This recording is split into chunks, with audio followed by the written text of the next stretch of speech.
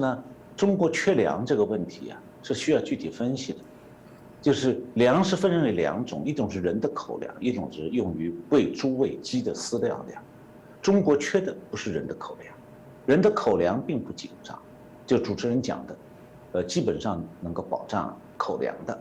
中国缺少的是饲料，所以中国大量进口饲料。所以讲中国大量进口粮食，其实进口的主要是饲料，大豆和玉米。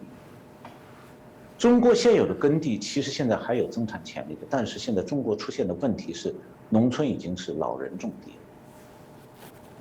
青年人在乡村混，不愿意种地这种情况普遍出现。另外，中国农村还有不少耕地因为人口外流就抛荒在那里，荒废了。那么老人种地呢，是因为他们自己的口粮只能种出来，但是老人的体力有限的，他们种的粮食够吃就行了。他们不，很多人岁数都过了60多岁，种不动了。那有人说儿女为什么不接替啊？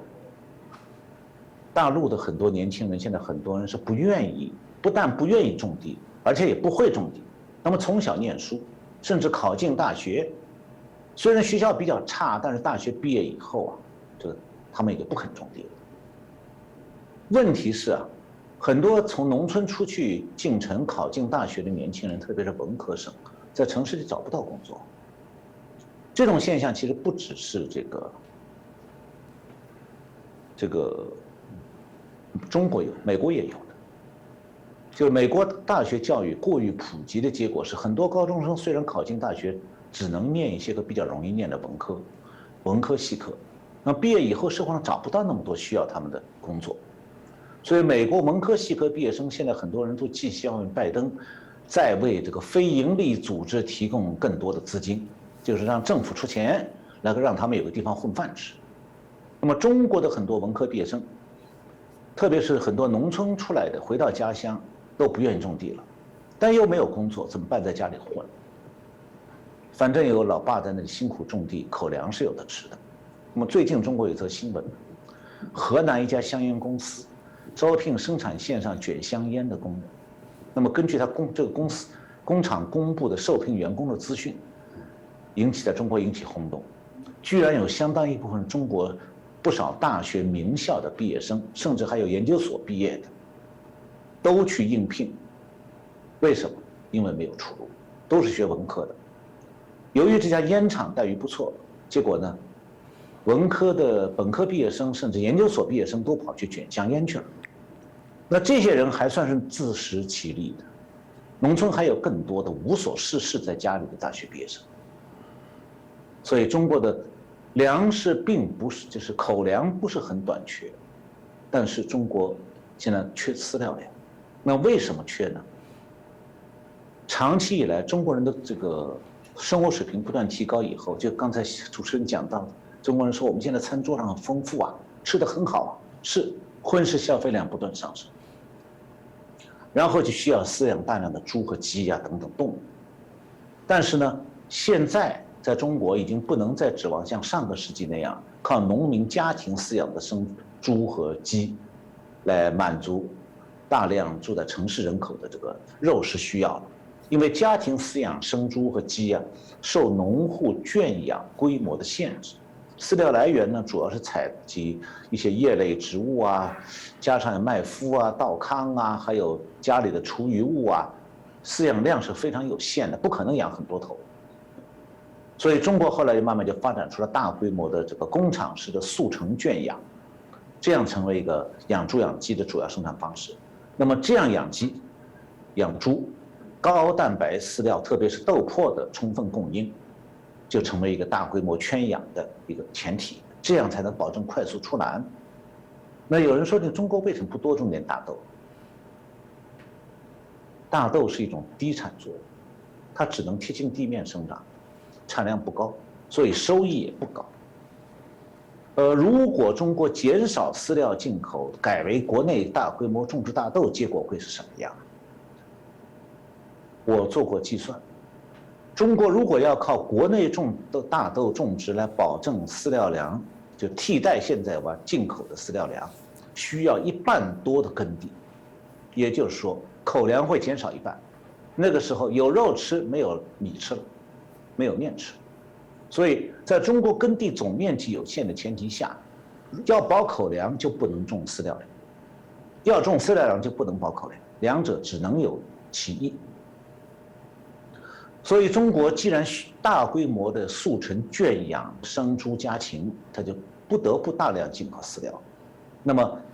这个前提又出来了，就中共得有充裕的外汇。那么现在中共其实外汇并不充裕，所以将来这个问题是个大问题。那就眼前而讲，中共大量进口大豆呢，是解决饲料来源的唯一办法。所以中共进口的就中共所需要的粮食，包括口粮和饲料，大概2成，就是整个的全国的粮食需要量当中2成是靠进口，这2成就是饲料。那么，美国的大豆和玉米的价格比较低，这个产量又大，所以比中国的价格还低，所以平抑中国国内的粮食价格的最佳选择，就是进口美国更多的粮食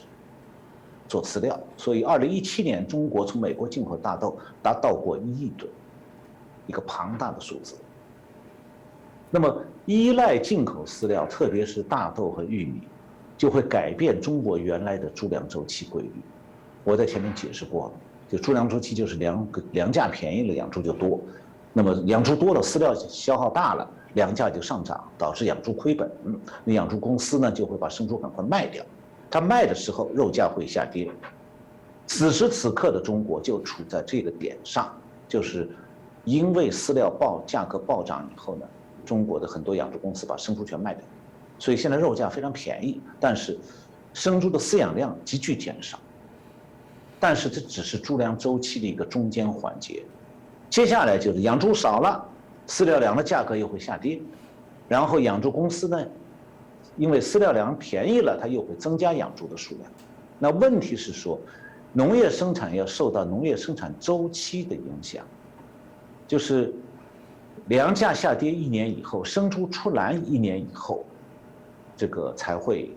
生猪才能长大，粮食才能种熟，所以这个生长过程期间，肉价会涨，粮价会涨。所以我前面讲猪粮周期指的就是这么一个现象。那么中国这样一个大国，猪粮周期的必然波动就会传播到全世界，也会传播在中国每一个家庭、每一家每户的饭桌上。那肉贵了，饭桌上肉就少了。还有就是此时此刻肉很便宜，很多民众不懂，今天肉便宜就意味着明年肉很贵，今年肉贵了，明年可能比较便宜。所以在这方面啊，种地养猪的和吃肉的彼此想法永远是相反的。种地的希望肉贵，粮价才能涨，然后种地才有钱赚。那么吃肉的希望猪肉便宜，等于是想要种地养猪的赔钱养猪，种粮食养猪。那么这种问题在市场经济国家，比方在台湾不会成为大问题，因为民众多少都有点市场观念的。但在共产党国家，政府是宣称它万能的。那么现在居然连美国也敢挑战了，所以中国大陆民众很自然就会想说，那为什么不能肉永远便宜呢？可是中共不但没有能力摆平这个猪粮周期，相反，猪粮周期常常把中共摆平了。什么意思？就是猪粮周期会造成中共在国内经济政策上常常处于被动，不断的挨骂。应该讲呢，这就共产党活该了。那么中共还给自己制造了另外一个麻烦，就是他既然需要从美国大量进口饲料，他同时还有想要威胁美国、挑战美国。这种对外的战略呢，就让共产党不时会用进口饲料这种生意去要挟美国，一会儿少买，一会儿多买。比方讲，川普执政后期，还有美国去年总统大选期间，北京下决心要斗垮川普，曾经一度呢减少甚至暂停进口美国的大豆、玉米还有猪肉。他是把进口生意当作政治斗争的手段。那拜登上台了，中共又反过来用这种手段，就是大规模进口饲料，作为向拜登示好的表现，希望换来拜登对中共的让步。那么这样大家可想而知了，中共本来就搞不定猪粮周期，再加上他把饲料进口当作和美国做的政治交易，结果就进一步造成国内的食用油、饲料价格一会儿大幅度上涨，一会儿大幅度下跌。本来是有规律的猪粮周期，被中共玩弄饲料进口的手段搅得十分混乱。我相信啊，现在全世界的经济学家没有人能讲清楚，中国现在的粮价、肉价波动多大程度上是市场上自然的猪粮周期波动造成的，多大程度上中共的饲料进口这方面停停开开，一会儿进一会儿不进，这种因素造成的。那么反过来，中国的这种猪粮周期和这个价格的大幅度波动，对全球现在的粮价上涨有多大的影响？联合国粮农组织完全讲不清楚。我相信好像也没有哪个经济学家讲清楚。那么实际上呢，中共在美国大量采购粮食，对市场冲击相当大。我这里讲一个真实故事，讲得快一点。我有个大学同学叫陈锡文，是念农业经济的，赵子阳时期是一个农村政策方面智库的一个负责人，我以前和他很熟的。他后来升到中央财经领导小组办公室副主任，中央农村工作领导小组副组长，所以他是多年主管农村政策的高官。多年前，他到芝加哥期货市场参观。那么，这个芝加哥期货市场不但主导美国的粮食价格，也影响全球粮食价格。因为中国一直是美国粮食市场大买家，所以这个芝加哥期货市场主管呢很热情，邀请他一起参加这个交易所的一个早餐讨论会。开完讨论会的早餐也吃完了，这个陈锡文呢就好奇地从交易所2楼的大厅玻璃窗里面往下看这个